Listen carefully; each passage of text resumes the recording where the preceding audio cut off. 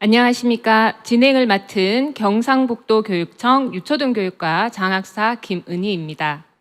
오늘 연수는 새학년 교육계획 준비 주간을 맞이하여 체계적인 새학년 교육과정 운영 및 안정적인 학급 경영 방안 모색을 위해 마련하였습니다. 현재 경상북도 교육청 공식 유튜브 채널인 마쿨먹쿨TV를 통해 실시간 중계되고 있으며 추후 마쿨먹쿨TV를 통해 다시 시청할 수 있습니다. 연수 자료는 수업 나누리, 업무 자료, 업무 대화방에 탑재되어 있습니다. 오늘 연수 일정에 대해 말씀드리겠습니다. 오늘 연수는 교육감님의 인사 말씀, 학년 군별 교육과정 운영 중점 사항 안내, 교육과정 운영 및 학급 경영 사례 발표, 당부 말씀 순으로 진행하겠습니다.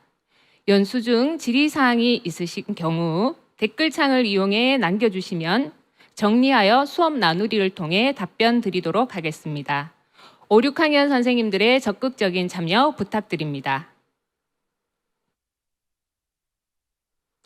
지금부터 초등학교 5, 6학년군 담임교사 비대면 연수를 시작하겠습니다. 먼저 임종식 경상북도 교육감님께서 인사 말씀을 하시겠습니다. 안녕하십니까. 경상북도 교육감 임종식입니다. 새학기 새로운 아이들을 맞이하기 위해 애쓰시는 우리 선생님들 반갑습니다. 지난 3년간 코로나19로 어려운 상황이었지만 학교 현장에서 우리 아이들을 든든히 지켜주신 여러분들 덕분에 마스크를 벗은 아이들을 맞이하게 되었습니다. 여러분들이 계셔서 경북교육은 늘 든든합니다. 감사를 드립니다. 우리는 디지털 전환, 기후환경 변화, 학령 인구 감소 등의 많은 문제에 직면하고 있고 2022 개정 교육과정, 늘봄 학교 등 다양한 교육 정책 도입을 앞두고 있습니다. 여러분들 힘을 모아 이 시기를 지혜롭게 극복해서 경북교육이 배움의 즐거움을 깨우는 미래 교육으로 한 발 더 나아가기를 기대합니다. 교육청에서도 선생님들이 수업과 생활 지도에 전념할 수 있도록 최선을 다하겠습니다. 우리 아이들과 안전한 학교 환경에서 빛나는 봄을 함께 맞이하길 바라며 참석하신 모든 분들의 앞날에 건강과 행운이 함께 하시길 기원합니다. 고맙습니다. 교육감님 감사드립니다. 첫 번째 순서입니다. 먼저 제가 5, 6학년군 교육과정 운영 중점 사항에 대해 안내해 드리겠습니다. 첫 번째, 학생 생성 교육과정 운영입니다. 학생 생성 교육과정은 학생이 주도적으로 자신의 배움을 계획하고 실행하며 성찰하는 교육과정을 말합니다. 3, 4, 5, 6학년 각 학년 15차시 내외 확보를 권장하고 있습니다. 운영 시수를 확보하는 방안은 교과 군별 20% 범위 내에서 시수를 증감하거나 교과와 창의적 체험활동을 연계하는 방법, 성취기준 재구조화를 통해 여유 시간을 확보하는 방법이 있습니다. 적용 단계입니다. 학생의 흥미와 관심에 따라 학습 분야를 결정하고 학습 계획을 수립합니다. 다음, 학습 계획을 실행하고 학습 내용을 공유합니다. 마지막, 성찰하는 단계로 운영하시면 됩니다. 학생 생성 교육과정 운영 지원을 위해 유초등 교육과에서는 학생 생성 교육과정 지원단을 운영합니다. 추후 명단을 안내하면 관련 연수나 컨설팅 시에 활용하시면 됩니다. 교육지원청에서는 학생 생성 교육과정 2회 연수를 실시합니다. 연수를 받으신 선생님께서는 소속 학교 교사들과 연수 내용을 공유하셔서 학생 생성 교육과정 운영에 도움을 받으시기 바랍니다. 다음 예산 지원에 대해 말씀드리겠습니다. 올해 예산은 학급 교육과정 운영 지원비로 교부되며 학급당 30만 원에서 50만 원 내외로 차등 지원됩니다. 올해는 111 프로젝트 학습비가 별도로 교부되지 않습니다. 좀 전에 말씀드린 학급 교육과정 운영 지원비로 학생 생성 교육과정 프로젝트 학습에 함께 사용하시기 바랍니다. 참고할 자료, 학생 생성 교육과정 Q&A와 학생 생성 교육과정 운영 사례집은 도교육청 유초등교육과 자료실에 탑재되어 있습니다. 두 번째, 전환기 진로교육 집중학기제 운영입니다. 6학년 2학기로 진로 중심 교육과정을 집중적으로 운영하는 학기를 말합니다. 급격한 변화를 경험하는 6학년 학생의 중학교 생활에 대한 막연한 두려움을 해소하고 중학교 생활 적응을 돕는 데 목적이 있습니다. 진로 계획 수립 속에서 전환의 내용과 의미를 이해하고 통합 진로 교육, 동아리 활동, 주제 선택 활동 등 자유학기 사전 경험을 제공하는 내용으로 운영하시면 됩니다.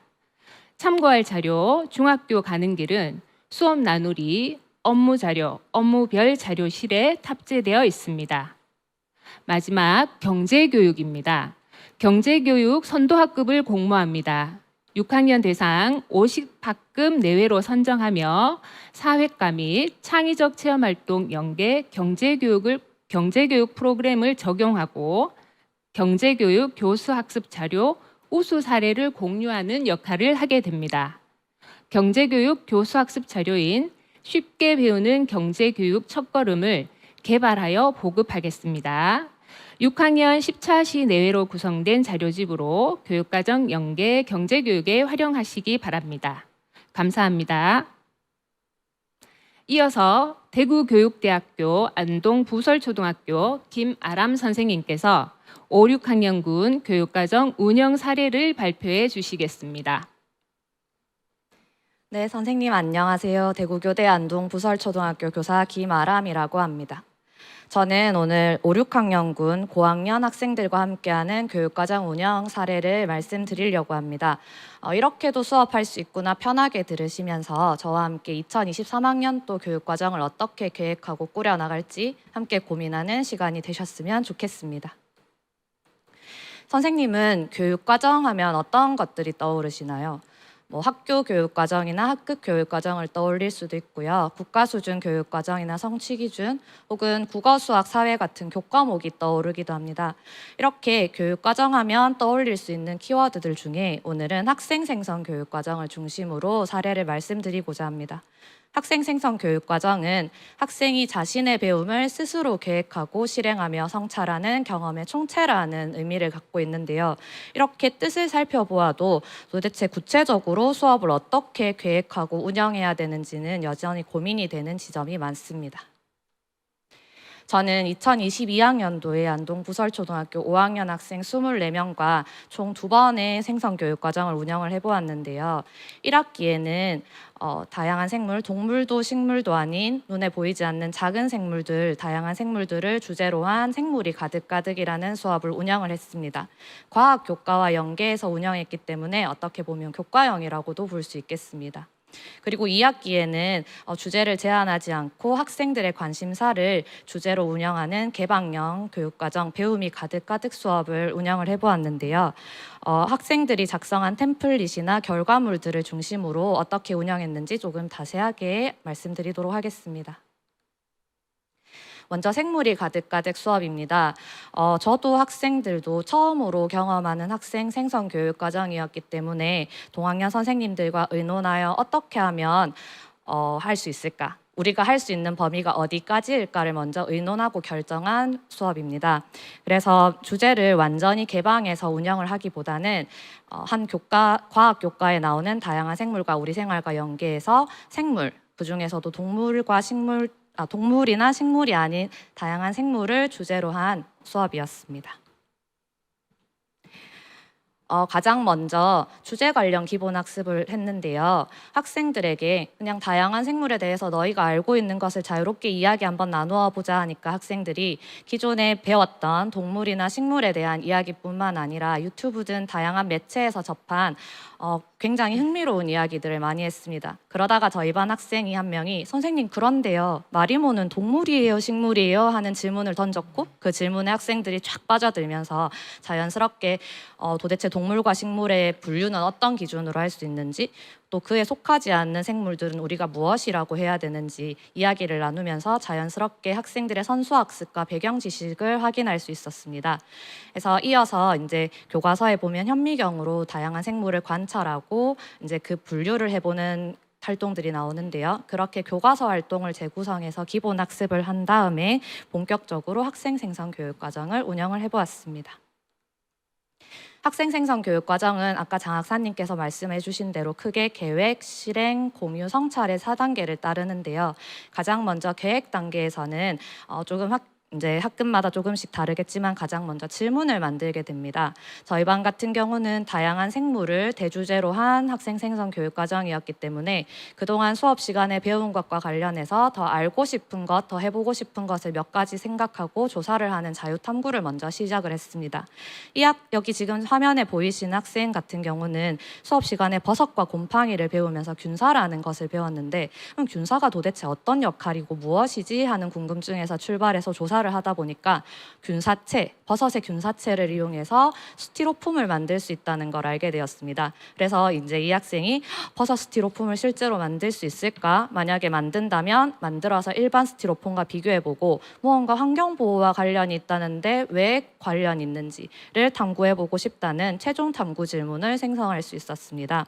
이렇게 배운 것과 관련해서 자유 탐구를 하면서 관심사를 구체화하고 이제 교사와 또 동료와의 피드백을 거쳐서 최종 탐구 질문을 생성을 했습니다. 탐구 질문을 만들고 나면 그 탐구 질문을 어떻게 해결할지 이제 계획을 세워야 하는데요. 이 탐구 질문을 해결하기 위해서 어떤 공부를 해야 될지, 또 준비물은 무엇이 필요하고, 또 공유 과정에서 어떤 결과물을 만들어서 발표를 할지, 또 학생들마다 질문이 다르기 때문에 주어진 시간을 어떻게 활용해야 될지 시간표도 각자 짤도록 개별 혹은 팀별로 짤 수 있도록 도와주었습니다. 이때 시간이 조금 많이 걸리긴 했지만 이 과정을 충분히 거쳐야지 뒤에 과정이 잘 이어지기 때문에 좀 공을 들여서 계획을 세웠습니다. 하지만 계획을 아무리 잘 세워도 이제 아이들이다 보니까 실제 탐구에 들어가면 시행착오를 굉장히 많이 겪게 됩니다. 이 사진 속의 아이들은 맛있는 호떡을 만들 때 효모가 어떤 작용을 하는지 궁금해서 탐구를 한 아이들인데요. 이제 제가 준비물을 준비해서 구입해 주니까 막 신이 나서 도구가 아무것도 없는데도 재료부터 펼치고 반죽부터 시작을 했는데, 아이들도 이제 이렇게 하다 보니까 이래서는 아무것도 못하겠다 싶으니까 오른쪽에 글쓰기에 있는 것처럼 아이들이 알아서 필요한 준비물을 챙겨오기 시작을 했습니다. 그래서 이제 준비물을 챙겨오고 좀 더 위생적으로 해야 되니까 주방 도구들도 다 챙겨오고요. 또 필요하니까 주말에 호떡 반죽을 하는 연습을 집에서 해오기도 하고요. 그렇게 이제 실행을 점점 해나가는 단계에서 학생들이 스스로 주도적으로 하는 모습을 굉장히 많이 볼 수 있었는데요. 또 한 가지, 오른쪽에 글쓰기에서 보실 수 있듯 효모를 넣은 호떡 반죽이 부풀어 올랐다. 왜 그렇게 됐는지 궁금하다. 이렇게 학생들이 진짜 궁금해하는 것들이 나타나기 시작했습니다. 그래서 궁금한 게 생기니까 스스로 조사를 하고, 조사를 하다가 어려운 낱말이 나오면 또 이해를 해야 되니까 또 조사를 하고 또 공부를 하고, 필요하면 선생님한테 와서 도움을 청하기도 하고, 이렇게 학생들이 탐구에 몰입하고 적극적으로 주도하는 모습을 볼 수 있었습니다. 그렇게 탐구한 과정과 결과를 영상이나 PPT로 정리해서 다른 사람들에게 발표하는 배움 잔치를 통해서 공유 단계를 이제 실행을 했는데요.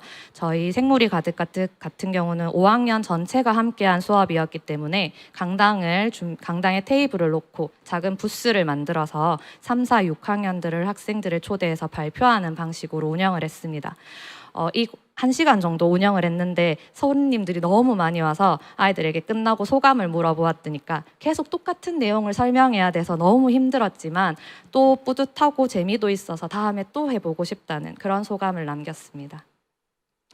마지막으로 성찰 단계에서는 학생들이 이 탐구 과정에서 무엇을 어떻게 배웠는지 글쓰기를 통해 배움과 성장을 되돌아보았습니다. 저희 반 학생들은 이 수업을 하기 전에 제가 사전에 했던 이제 조사를 조사에 의하면 미생물 하면 더럽다, 징그럽다 등 부정적인 인식을 대부분 갖고 있었는데요. 학생 생성 교육 과정을 통해서 다양한 생물이 우리 생활에 부정적인 것뿐만 아니라 긍정적인 영향도 준다는 일반화에 대부분의 학생들이 도달했다는 걸 확인할 수 있었습니다. 그 외에도 뭐 실험이 예상과 달랐을 때는 재실험을 하거나 혹은 필요한 조사를 하거나 PPT를 만들어 다른 사람에게 발표하는 등 그런 공부하는 방법, 즉 절차적 지식을 배웠다는 것 또한 확인하고 평가할 수 있었습니다. 이 사진의 아이들 같은 경우는 손 씻기를 하고 난 다음에 손에 남은 물기를 휴지에 닦았을 때, 옷에 닦았을 때, 그리고 그냥 두었을 때 세균이 어떤 경우에 세균이 제일 적게 생길까, 어떤 경우가 제일 깨끗할까를 탐구한 아이들이었는데요. 예상과는 달리 휴지에 물기를 닦으면 세균이 굉장히 많이 나옵니다. 그래서 그렇게 자신이 배운 것을 다른 사람에게도 알리는 작은 포스터를 만들어서 학교 화장실에 붙이는 등 배운 것을 삶과 연결 지으며 수업을 마무리했습니다. 이렇게 1학기에 생물이 가득가득 수업을 했더니 아이들이 그 주도적으로 하는 경험이 정말 좋았는지 이제 잊을만 하면 또 가득가득 수업 언제예요? 선생님 생물이 가득가득 2학기에도 한다고 했잖아요 하면서 좀 보채기 시작했습니다. 그래서 2학기에는 좀 더 범위를 넓혀서 학생들의 관심사에서 출발하는 개방형 학생 생성 교육 과정 가득가득 시리즈 2 배움이 가득가득 수업을 운영을 해보았습니다. 학생들의 관심사에서 출발했기 때문에 생물이 가득가득과는 출발을 조금 다르게 해보았는데요. 선생님들도 이제 많이 활용하시고 잘 아시는 뇌구조 학습지를 활용해서 지금 너희들이 관심을 갖고 있는 게 무엇인지 쭉 적어본 다음에 그 중에 한두 가지를 선택해 계획을 세우고 실행하고 또 공유하고 성찰하는 이 단계를 따랐는데 대략적인 과정은 1학기 때 했던 수업 과정과 비슷해서 이제 1학기 때 했던 수업과 조금 달라진 부분이라던가 제가 좀 더 고민했던 부분을 중심으로 말씀을 드리겠습니다. 학생들의 관심사가 앞에 뇌구조 학습지에서 보셨다시피 정말 다 다르고 다양했기 때문에 계획 단계에서 만든 배움 질문도 모두 흥미롭고 재미있는 질문들이 굉장히 많았습니다. 예를 들면 이제 수학에 푹 빠져 있는 학생 같은 경우는 나만의 마방진 보드게임을 만들 수 있을까? 만든다면 어떻게 만들고 설명을 할 수 있을까? 이런 질문을 만들었고요. 또 아이들이 요즘 웹툰을 굉장히 많이 보다 보니까 웹툰을 즐겨보는 학생 같은 경우는 카카오 웹툰과 네이버 웹툰 이 두 가지 플랫폼의 차이점이 있는데 그 차이점은 무엇이 있어서 사람들이 이렇게 보는 걸까를 탐구해보고 싶다고 했고요. 또 집에서 토끼를 기르는 학생이 한 명 있었는데 토끼를 너무 사랑하다 보니까 토끼를 위해서 내가 장난감을 만들어준다면 만든 장난감과 사서 구입해서 주는 시판 장난감을 비교했을 때 장점, 단점, 차이점, 공통점은 무엇이 있을까를 비교해보고 싶다는 학생도 있었습니다. 이렇게 다양한 질문들을 가지고 계획을 세우는 이제 시간표를 짜고 준비물을 구입하는 그런 계획 단계에서 제가 조금 다르게 도전을 해보았던 부분은 배움 목표를 정하는 부분이었습니다. 1학기 때는 다양한 생물이라는 주제도 조금 한정이 되어 있었고 또 교과와 연계되다 보니 학생들이 도달해야 되는 목표 지점도 어느 정도 정해져 있었지만 이제 개방형 수업이다 보니 주제도 모두 달랐고 당연히 학생들도 도달해야 되는 지점도 모두 달랐기 때문입니다. 해서 이제 학생들의 눈높이에 좀 맞추어서 지식, 기능, 그리고 타인과의 연결 등 영역을 나누어서 이 배움이 가득가득 수업을 마쳤을 때 나는 무엇을 알고 할 수 있게 될까, 즉 어떤 성장이 있을지 고민해서 쓸 수 있도록 차근차근 도와주었습니다. 또 한 가지 달랐던 점은 실행 단계에서 학생들의 배움 과정을 기록하는 방법이었습니다. 1학기 때는 공책과 학습지를 이용해서 하루에 수업을 끝나고 나면 2줄 정도로 간단하게 메모하는 형식으로 배움 과정을 기록하고 또 제가 피드백을 그걸 보고 해주었는데요.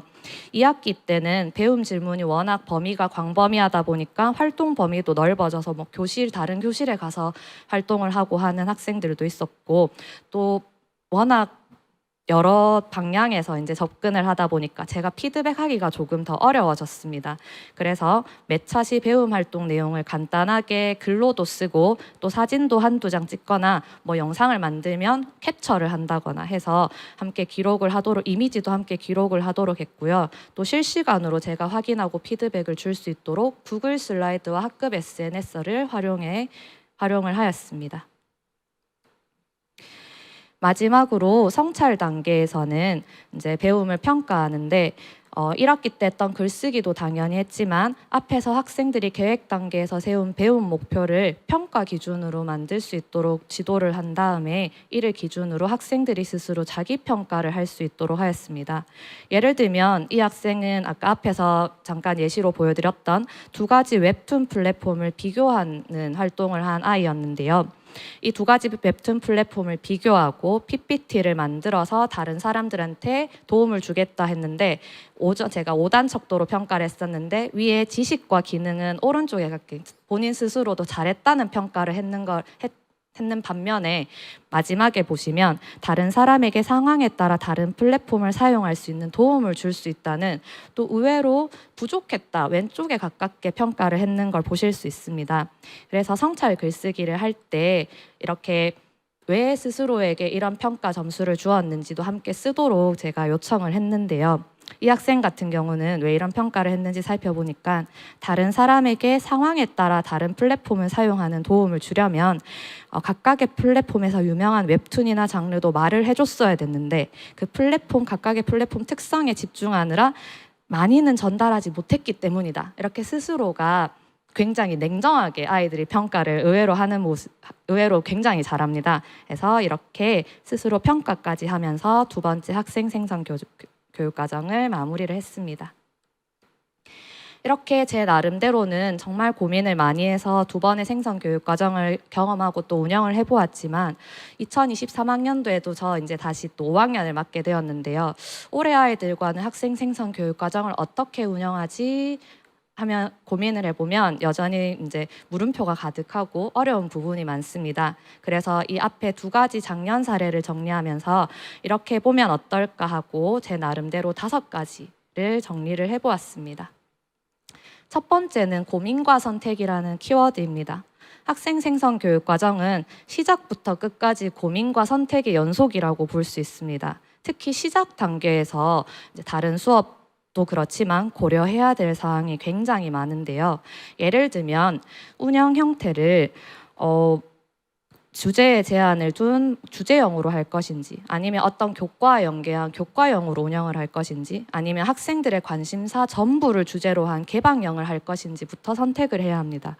또 만약에 교과형이나 주제형으로 운영을 한다면 어떤 교과, 과학이나 사회 중 어떤 교과에서 어떤 단원을 중심으로 운영을 할 것인지 또 만약에 주제형으로 운영을 한다면 환경이나 진로나 혹은 체험학습도 저는 주제가 될 수 있다고 보는데요. 이렇게 다양한 주제 중에 어떤 주제를 중심으로 운영할 것인지도 선택을 해야 합니다. 그 외에도 모둠수를 학생들이 나오는 대로 풀어두고 몇 개가 나오든 제한을 하지 않을 것인지 아니면 교사가 피드백할 수 있는 범위 내에서 6개 정도의 모둠으로 제한을 할 것인지 그리고 차시는 어느 정도로 할 것인지 그리고 일주일이나 2주일 동안 몰아서 할 것인지 아니면 일주일에 1시간씩 뜨문뜨문 할 것인지 또 시간 확보는 어떻게 할 것인지 그다음에 템플릿을 사용을 할 것인지 말 것인지 또 러닝 페어는 학급 내에서 할 것인지 동학년 내에서만 할 것인지 아니면 전교에서 할 것인지 또 만약에 개방형으로 운영하시는 경우에는 학생들의 관심사가 무엇이든 내가 허용을 할 것인지 등 충분히 이런 여러 가지 사항에 대해서 충분한 고민이 필요합니다. 그래서 만약에 필요하시다면 사례집이나 또는 다른 학교에서 만든 템플릿을 활용하는 것도 한 방법이 될 수 있을 것입니다. 두 번째는 계획 단계를 조금 꼼꼼하게 세워야 된다는 것입니다. 저는 원래 수업을 할 때 학습지를 잘 사용하지 않고 그냥 공책을 많이 활용을 하는 편인데요. 학생 생성 교육 과정을 운영을 하다 보니까 템플릿의 필요성을 굉장히 많이 느껴서 직접 제가 만들어서 이렇게 사용을 했습니다. 계획을 잘 세워야지 뒤에 이어지는 실행, 공유, 성찰이 매끄럽게 이어지기 때문에 총 4장의 템플릿을 계획 단계에서만 사용을 했습니다. 근데 보시다시피 아이들이 작성해야 되는 부분이 많아서 이거를 애들이 힘들어하지 않을까 하는데 저는 이제 이거를 미리 만들어 두고 어느 정도는 초안을 잡고 하긴 했지만 매 차시 수업이 끝나면 아이들의 상황에 맞게 아이들의 실태에 맞게 조금씩 수정해서 저희 반 아이들에게 맞춘 템플릿이었기 때문에 아이들도 선생님이 주는 걸 보고 아 이거를 해야지 우리가 그 활동을 뒤에 탐구를 배움을 이어나가는데 도움이 되겠다라는 것을 알고 스스로 이제 작성을 했고요. 그래서 두 번째 이 템플릿을 두 번째 활용할 때는 굉장히 선생님의 도움이 거의 없이 능숙하게 작성하는 모습을 볼 수 있었습니다. 템플릿을 사용을 하든 사용을 하지 않든 중요한 것은 아이들이 흥미를 갖고 있으면서도 또 교육적으로 의미가 있는 질문, 특히 구체적인 질문을 만드는 것이 정말 중요하고요. 또 그 질문을 탐구하고 해결하기 위한 계획을 아이들과 함께 세우면서 그 세우는 계획 과정을 꼼꼼하게 챙기시면 조금 좋을 것 같습니다. 세 번째는 제가 너무 저희 반 학생들의 잘한 사례만 보여드린 것 같아서 하나 가지고 와봤습니다. 템플릿이 학습지가 이렇게 텅 비어 있는데요. 근데 모든 수업에서 그렇다시피 학생 생성 교육 과정에서도 이런 상황을 충분히 만나실 수가 있습니다. 선생님 반에서도 아마 한두 명 3월에 아이들을 만나면 떠오르는 아이들이 이제 생기실 거예요. 이 학생 같은 경우는 생물이 가득가득 수업에서 어떤 질문을 만들어야 되는지 이제 다른 친구들은 이미 다 정하고 계획을 세우는데도 질문조차도 만들지 못한 학생이었습니다. 근데 분명히 이런 아이가 있을 거라는 예상이 되었기 때문에 저는 이제 두 가지를 준비를 했는데요. 첫 번째는 미리 학생들이 생각하지 못할 것 같은 예비 예비 탐구 질문들을 한 두어 가지 준비를 해서 그러면은 너 이거 한번 해볼래? 당연히 아이들이 흥미를 가질 만한 그런 질문을 준비해서 이제 도와주기도 했고요. 또 그런 방법이 안 통할 수도 있기 때문에 친구들의 질문을 볼 수 있도록 칠판에 탐구 질문을 쫙 공유를 해서 이제 만약에 원한다면 관심사가 비슷한 친구와 팀을 이루어서 이제 계획을 세우고 실행에 옮길 수 있도록 해주었습니다. 해서 이렇게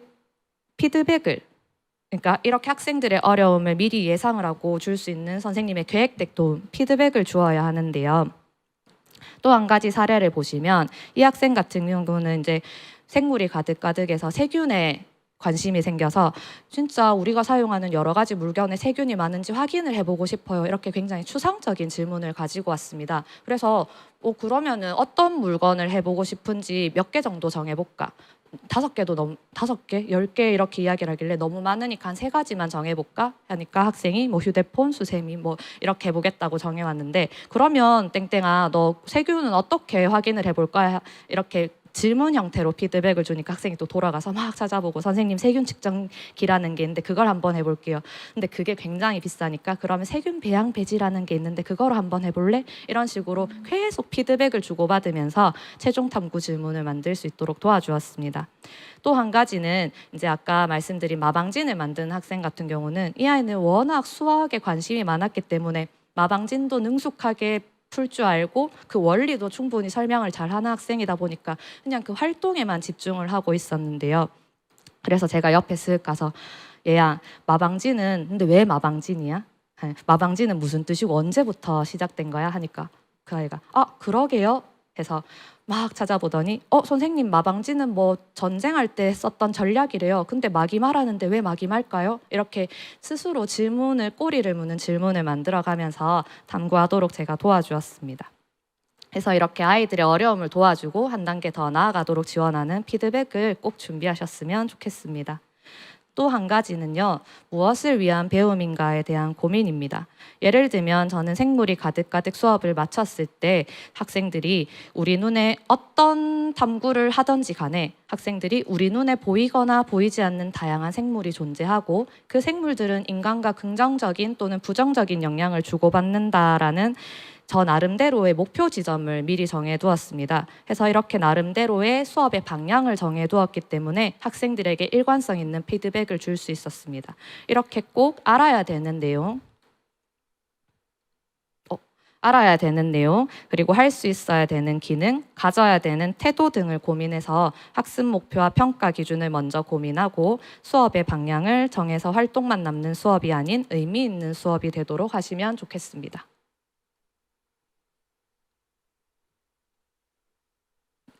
마지막으로 나눔과 기록입니다. 학생 생성 교육 과정을 운영을 하면서 제가 평소에도 프로젝트 수업이나 여러 가지 수업을 고민을 하고 연구를 했었지만 이렇게 정말 진지하게 최근 몇 년간 고민이 해본 적이 있었나 싶을 정도로 고민을 정말 많이 했었는데요. 그 과정에서 도움이 된 것은 제 곁에 있었던 여러 선생님이었습니다. 동학년 선생님은 물론이고 학교에 계시는 여러 선생님, 또 학교 밖에서 만난 수업 공동체 선생님들과 수업 이야기를 하면서 그 선생님들이 답을 함께 찾아주시기도 했지만 제가 대화를 하면서 제 스스로가 답을 찾아갈 수도 있었습니다. 또 워낙 고민이 되는 부분이 많고 정리가 안 되는 부분이 많았기 때문에 이런 수업 과정과 고민들을 기록하며 혼자 성찰하기도 했습니다. 학생 생성 교육 과정은 선생님과 학생 모두에게 쉽지 않은 도전입니다. 그래서 혼자 고민하시기보다는 나눔과 기록으로 함께 성장하는 경험을 해보시면 좋을 것 같습니다. 선생님, 제가 준비한 이야기는 여기까지입니다. 2023년에는 선생님만의 이야기도 함께 만들어 가셨으면 좋겠습니다. 들어주셔서 감사합니다. 네, 선생님의 발표 감사합니다. 5, 6학년 교육과정 운영에 많은 도움이 되었으리라 생각합니다. 이어서 성암초등학교 최은주 선생님께서 새학년 학급 경영 및 학생 학부모 상담 사례를 발표해 주시겠습니다. 선생님 안녕하십니까. 5, 6학년군 학급 경영 사례를 발표할 교사 최은주입니다. 먼저 제가 선생님들을 위해서 꽃 한 송이를 준비했습니다. 선생님 무슨 꽃인지 아시겠습니까? 네, 이 사진은 2020년 3월 5일에 가고 싶어도 가지 못하는 학교를 그리며 집 앞에 겨우 나와 찍었던 슬픈 매화꽃입니다. 선생님들 3년 전을 기억하십니까?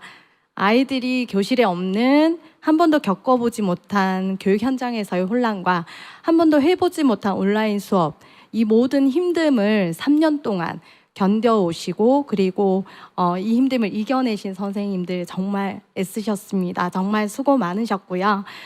그리고 이 선생님들의 그 새로운 시작이 사실 올해는 정말 일상으로 돌아간 선생님들의 일상의 감사를 느끼는 시작을 할 수 있는 것을 정말 응원합니다, 선생님.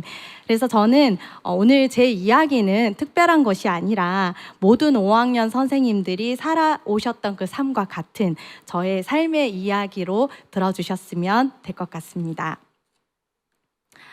어떻게 선생님들께 경영 사례를 말씀을 드려야 하나 고민을 굉장히 많이 했는데요. 학급 경영 사례를 세 분야로 나누어 보았습니다. 그래서 학년 시작은 어떻게 했는지, 아이들과 학부모와의 소통은 어떻게 했는지, 그리고 수업은 어떻게 하였는지를 중심으로 말씀드리도록 하겠습니다. 선생님들께서는 아이들과 첫 만남이 설레이십니까? 두려우십니까? 네, 5, 6학년 아이들 만나기 두려우시죠? 저도 2022학년도 5학년 아이들이 7년 만에 만나는 학년이라 2월달 지금쯤은 많이 힘들었던 기억이 있고요. 자다가도 이불킥 하면서 어쩌지 했던 그 기억이 납니다. 선생님들께서는 아이들을 만나기 위해서 제일 먼저 무엇을 하시나요? 네, 저는 책 저자와는 아무 상관이 없음을 밝힙니다. 광고가 아닙니다. 네, 책을 먼저 읽었습니다. 이 두 책이 저의 시작을 해준 용기를 주었던 책인데요. 저의 학창 시절과는 다른, 그리고 7년 전 5학년과는 다른 그런 사춘기 아이들을 이해하기 위해서 먼저 아이들의 마음을 제일 먼저 공부하였습니다. 사실 이 책들이 학부모님들과의 상담 때도 굉장히 도움이 많이 되었거든요. 그래서 제가 최초로 교직 경력에 1시간을 넘는 부모님과의 상담을 했던 기억도 있습니다. 그래서 그 다음에 이제 아이들의 마음을 공부를 하고 조금 다른 공부법으로 아이들에게 다가가기 위해 학습에 집중을 했습니다. 그래서 상담과 학습에 집중을 하여 차별화를 두었습니다. 2월 새학기 준비 기간 동안 아이들을 맞이할 준비로 다들 분주하시죠? 네, 이 사진을 보면 그때의 떨림이 생생히 기억이 납니다. 저는 개학날 아침에 교실에서 일어날 대란, 그 혼란을 예상하며 그 혼란을 줄여보고자 저는 늘 책상 위에 아이들의 이름이 적힌 배움 기록장과 우체통을 올려둡니다. 빨간 박스에 보시면 우체통과 배움 기록장이 올려져 있는데요. 배움 기록장에 대해서는 제가 후에 아이들과 소통하는 방법 중에 하나였는데 자세하게 설명을 드리도록 하겠습니다. 작년에도 이렇게 가림막을 설치를 하는데 한 30분이 넘게 걸렸는데요. 올해는 이러지 않아서 너무나 감사한 일상입니다. 신발장에도 교실에서처럼 아이들의 이름이 적힌 종이를 올려두었습니다. 그랬더니 아이들이 굉장히 혼란스러운 아침인데 자기 이름이 적힌 종이를 보고 신발을 올려두고 교실에 오면 자기 자리에 앉고, 그래서 아주 큰 혼란을 겪지 않고 수업을 또 시작할 수 있었던 것 같습니다. 아마도 많은 선생님들께서 알고 계시는 학급 관리 앱인데요. 저는 그 중에서 클래스팅을 활용하였습니다. 개학 전에 가장 마지막으로 한 작업이 학부모의 안내입니다.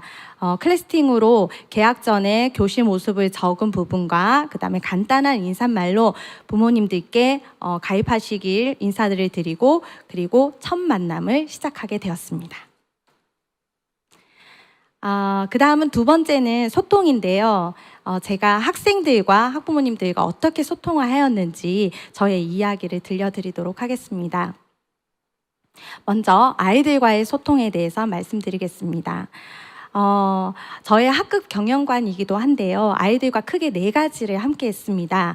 첫 번째로 저희 다솜반이 모두가 함께 돌려있는 함돌책을 했고요. 그 다음에 책을 읽고 보물찾기, 선생님들 쉽게 독서 기록을 생각하시면 될 것 같습니다. 책보찻을 했고요. 그 다음 주제에 따라 자신의 마음쓰기인데요. 일기를 생각하시면 될 것 같습니다. 마음쓰기를 했고요. 마지막으로 자신의 배움을 정리하는 배움 기록장을 아이들과 4가지를 함께 했습니다. 먼저 함돌책을 선생님들께 먼저 설명을 드리면 의외로 아이들이 굉장히 즐거워하고 수업 시간에 집중도를 높일 수 있었던 활동이었습니다. 학기 초 교육과정과 연계하여 책을 선정하는 작업이 제일 중요했는데요. 교육과정을 살피고 특히 주 교과가 주로 국어 교과였습니다. 국어랑 그리고 저희가 이제 1년 동안 실행할 프로젝트와 관련된 책들을 미리 선정을 해서 저희 반 아이들이 25명인데 저와 함께 합니다. 함께 하는 걸 아이들이 굉장히 좋아하더라고요. 선생님도 책 읽는다니까 같이 읽는데요. 그래서 26권의 책을 제가 먼저 교육과정과 연계한 책을 선정한 후에 두 번째로 책주인 선정하기였는데요. 이 부분에서는 이제 제가 선정하기도 하고 아이들이 고르기도 합니다. 그런데 이 과정에서 아이들이 26권의 책이 있는데 그 중에서 자기 책이 생기고 나면 아이들이 이때부터 굉장히 이 책에 공을 들이고 이 책을 특별하게 귀하게 여깁니다. 그래서 책이 선정이 되면 그 책에 자기 캐릭터를 만들고 자기 책 캐릭터를 얹어서 늘 이 책의 주인이 되어서 관리를 하고 함께 읽는데요. 뒷번호로 주고 이러면서 이 책을 1년 동안 저도 열심히 읽었는데 모두 다 읽지는 못했고요. 많은 친구들이 그래도 그 책들을 함께 돌려 읽어서 좋았던 것 같습니다. 그다음 마지막으로 책 속의 보물찾기는 독서록인데요. 아이들이 독서 기록장을 쓰자 하면 아이들도 싫고 교사인 저희들도 힘듭니다. 그래서 이걸 살짝 이름을 바꾸어서 책보찾, 책 속의 보물을 찾는다라고 설명을 해요. 그러면 책보찻과 같이 아이들과 함께하는 함돌책과 관련된 다양한 독후 활동인데요. 첫 번째 활동은 아이들이 이제 책이 선정이 되고 나면 자기 책을 책 표지 만들기를 합니다. 그러면 그 책을 읽고 나서 그 책에 관련된 자신이 인상 깊었던 내용이나 아니면 대사나 아니면 느낀 점을 책 중간에 쓰고 책 표지를 만들게 됩니다.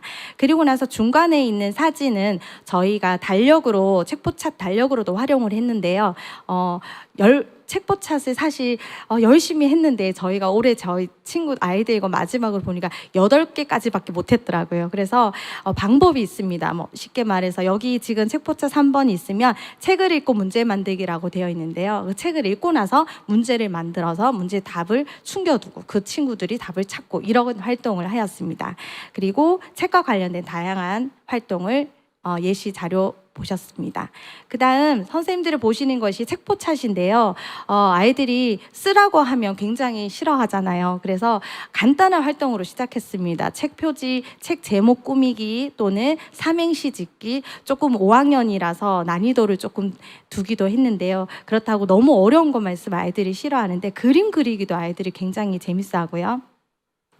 그다음 이제 자기가 인상 깊은 장면을 그리고, 그래서 선생님 이거 보시는 공책이 그냥 알림장입니다. 그래서 다 저는 독서 기록장이라고 하면 아이들도 부담되고 저도 부담되고 양이 굉장히 부담되는데요. 그냥 알림장에 간단하게 그날 자신이 읽었는 책 제목을 쓰고, 그다음에 작가와 그다음에 그림은 누가 그렸는지를 쓰고, 그다음에 책보차트에 1번부터 10번까지 중에 나는 몇 번을 했는지, 그리고 거기에 정말 간단하게 쓰도록 시작을 하였습니다. 그래서 아이들이 자신마다 점점 아이들이 처음에는 어려워하던 아이들이 마인드맵 그리기, 그다음에 제목 그리기 또는 내가 그 기억에 남는 장면을 쓰기, 이렇게 했더니 아이들이 나름대로의 방법을 굉장히 다양하게 활용을 하는 것을 볼 수 있었습니다. 제가 가장 기억에 남는 것이 2월 달에 아이들과 이게 함도책에 대해서 이야기를 나눴거든요. 근데 아침 활동 20분의 책 읽기를 사실 굉장히 강조를 했습니다. 그 어떤 것도 하지 않고 저도 학교 일은 잠시 접어두고 아이들과 같이 읽으려고 정말 많이 애를 썼고요. 그랬더니 제가 원했던 그런 바랬던 일들이 아이들이 책 읽는 시간이 많아졌고 글밥이 많은 책도 읽게 되었고, 그 다음에 책 읽는 습관도 생겼다. 그리고 다 읽지 못해서 아쉬웠다. 이렇게 아이들이 이야기를 해서 굉장히 너무나 고마웠습니다. 그 다음은 선생님 마음쓰기입니다. 이 활동은 사실 일기쓰기 대체 활동이라고 생각하시면 쉬우신데요. 사실 아이들에게 일기쓰기를 쓰자 하면 굉장히 싫어합니다. 그리고 아이들에게 일기쓰기를 강요하기에도 사실 조금 그런 어려운 부분도 많습니다. 그리고 그렇지만 5학년, 고학년이다 보니 아이들의 마음을 읽지 않을 수는 없을 것 같아서 생각한 것이 마음쓰기인데요. 간단히 말씀드리면 이 일기쓰기이지만 아이들에게 마음쓰기라고 설명을 하고요. 자신의 감정에 솔직해지고 그 다음에 긍정 부정의 마음을 표현하자라고 이야기를 합니다. 근데 아이들이 사실 마음이라는 게 무엇일까라고 이야기를 나누고 나서 저는 늘 아이들에게 이야기하는 게 인사이드 아웃을 늘 이야기를 해줍니다. 아이들은 사실 긍정의 마음 표현은 잘 표현을 합니다. 근데 부정적인 마음 표현을 해서는 안 된다고 생각을 많이 하더라고요. 근데 그거를 표현하는 방법을 아이들에게 가르쳐 주는 어른도 많이 없었을 뿐더러 하지 마라는 이야기만 들었을 것 같아요. 그래서 아이들에게 부정적인 감정을 드러내는 단어를 알려주고 나의 그 부정적인 마음을 표현해야 된다. 그 표현하는 방법을 아이들에게 하나씩 알려줬습니다. 그리고 그 때로는 자신의 마음을 주제에 맞게 자유로운 주제로 쓰기도 하지만 주제에 따라 마음 쓰기도 하였습니다. 제가 가장 인상 깊었던 것이 서로의 마음을 읽어주기가 있는데요.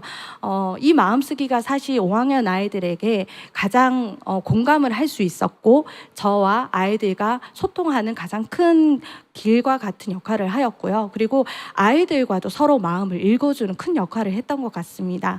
왜냐하면 여기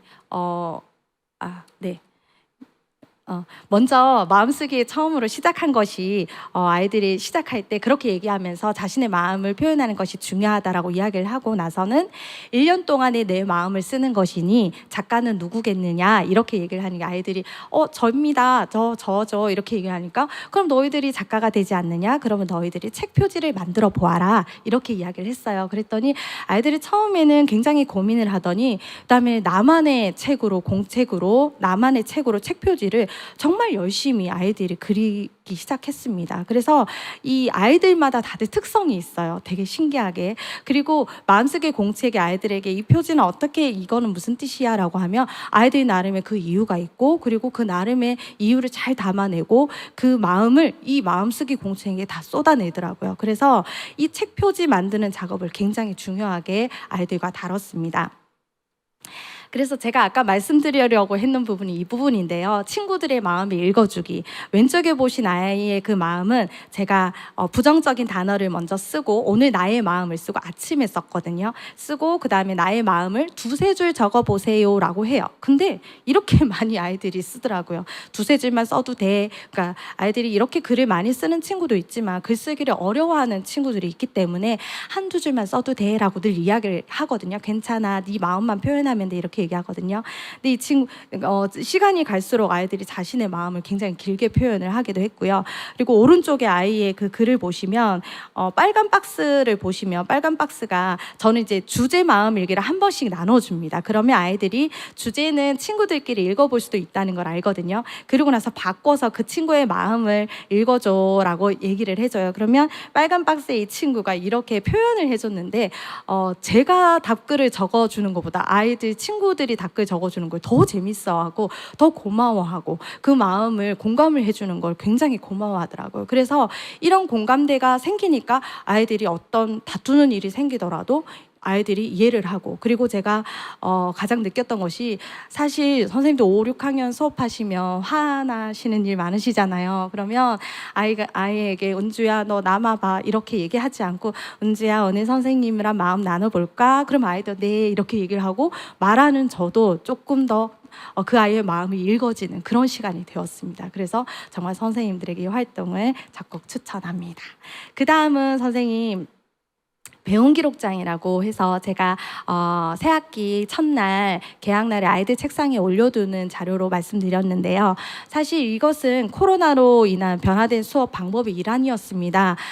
코로나 때 아이들이 수업을 어떻게 하는지 제대로 하는지 확인할 수 없어서 아이들에게 그냥 알림장에 적어라 했던 것이 시작이었는데요. 사실 하고 나니 너무나 좋은 활동이었어요. 그래서 저희가 아이들이 알림장을 쓰잖아요. 근데 그 알림장이 아니라 저는 배움 기록장이라고 해서 자신의 배움을 정리하는 1교시 마치고 정말 1분만 투자하면 되거든요. 근데 아이들이 어려워합니다. 그래서 제가 어떻게 쓰는지를 다 보여줍니다. 보여주고 나면 2학기 때쯤 되면 아이들이 자기 스스로 자신의 배움을 쓰게 되더라고요. 그래서 자신의 배움을 정리하는 습관이 생겨지고 그리고 아주 짧지만 1, 2분 동안 자신의 배움 그리고 친구들과도 서로 배움을 확인하고 아 너는 이렇게 적었어 이렇게 또 소통하는 그런 도구로 활용되기도 했습니다. 그 다음 학부모님과의 소통인데요. 저는 모든 소통을 클래스팅으로 했습니다. 그리고 모든 수업을 공유했습니다.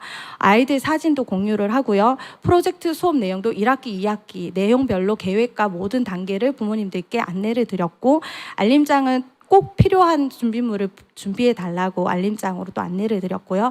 그리고 특별히 뭐 과학 실험을 했다거나 이런 날에 부모님들께 뭐 동영상으로 찍어서 늘 올렸더니 부모님들께서는 이렇게 읽고 나시면서 느꼈던 말씀들이 5, 6학년인데도 불구하고 아이들이 이렇게 꼭 앞에서 꼭 수업하는 것처럼 모든 것을 볼 수 있어서 너무 좋았다. 늘 이렇게 소통을 해주셔서 아주 좋았던 것 같습니다. 마지막으로는 수업입니다, 선생님. 이것은 이제 제가 1년 동안 했던 수업에 대한 내용을 그냥 간단하게 말씀을 드릴게요. 학생 생성 교육 과정으로 1학기, 2학기 프로젝트를 하나씩 진행을 했는데요. 제가 가장 수업을 진행하면서 도움이 되었던 책을 또 선생님들께 소개를 해드리겠습니다.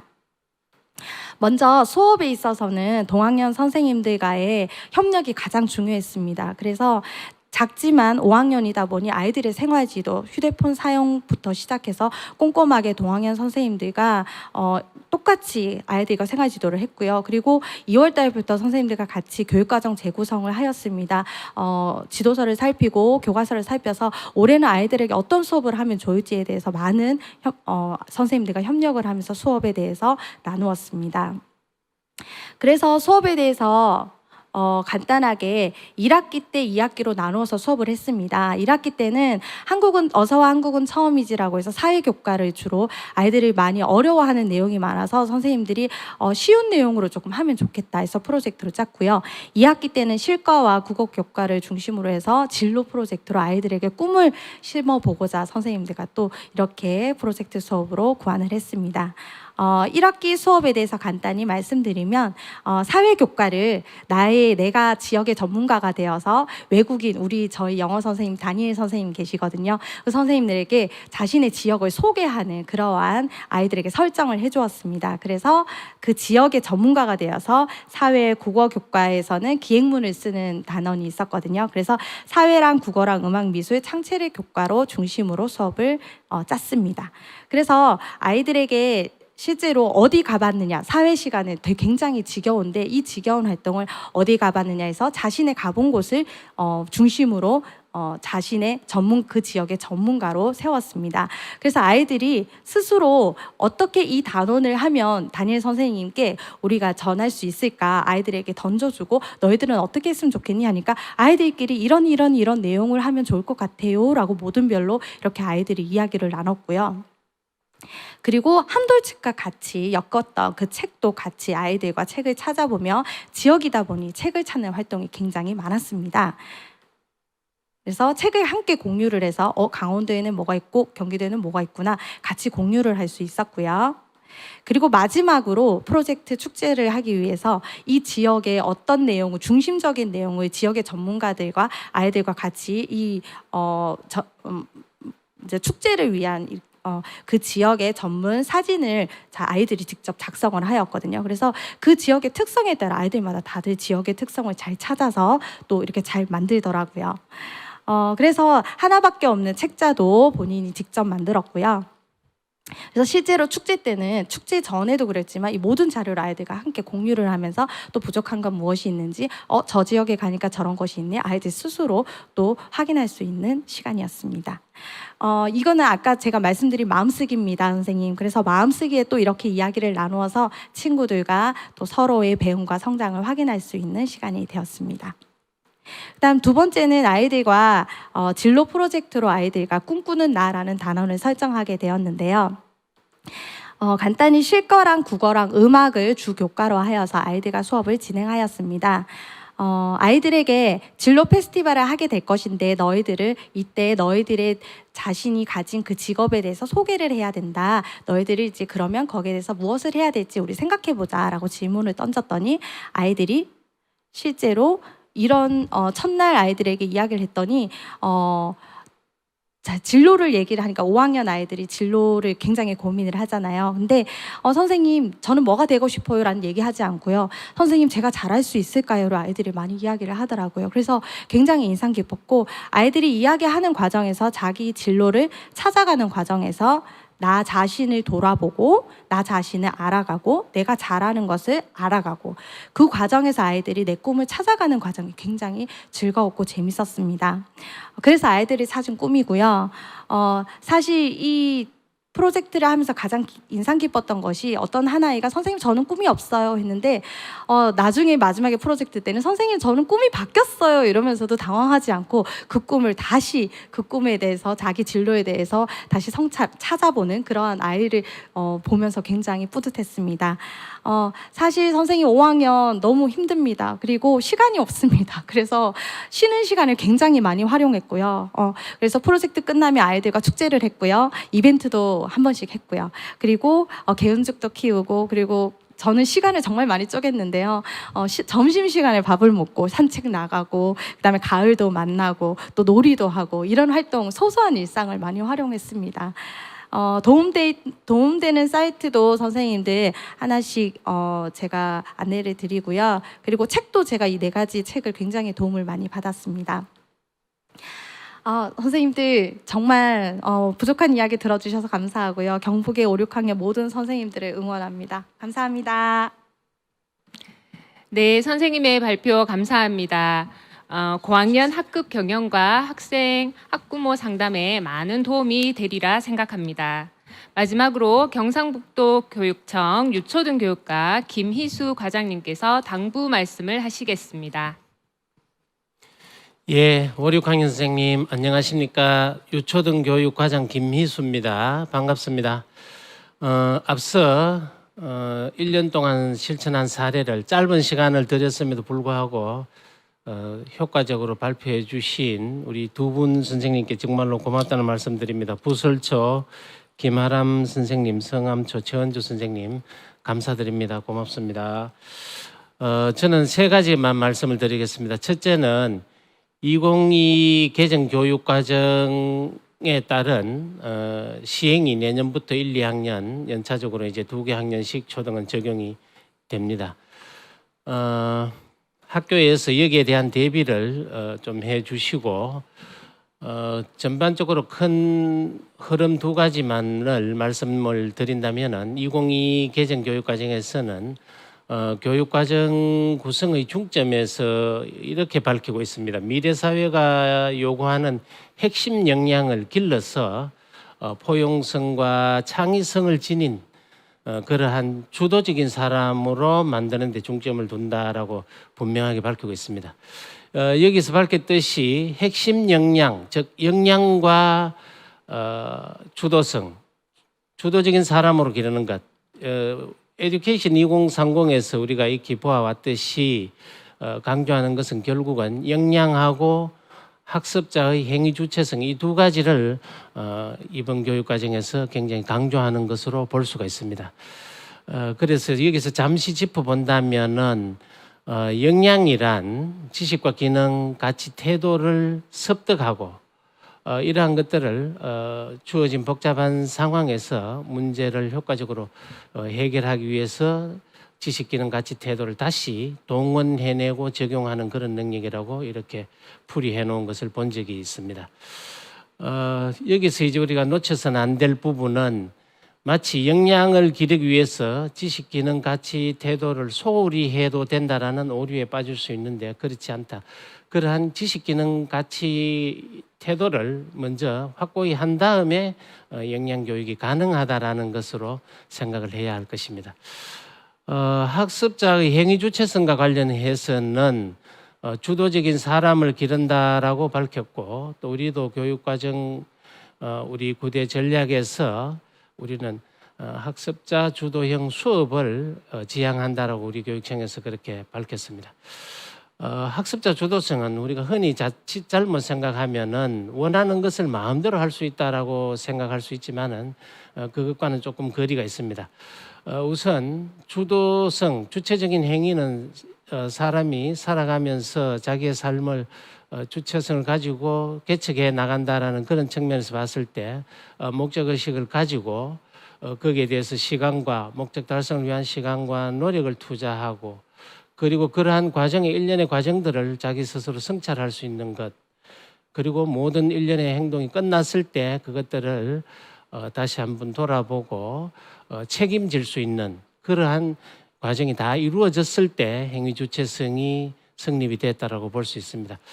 요약해서 말씀을 드리면 2022 개정 교육 과정을 이끌어가는 데 있어서 기반이 되는 키워드가 역량과 행위 주체성 두 가지 측면이라는 기반을 좀 이해를 해 주셨으면 좋겠다. 그런 말씀을 드리고 싶었습니다.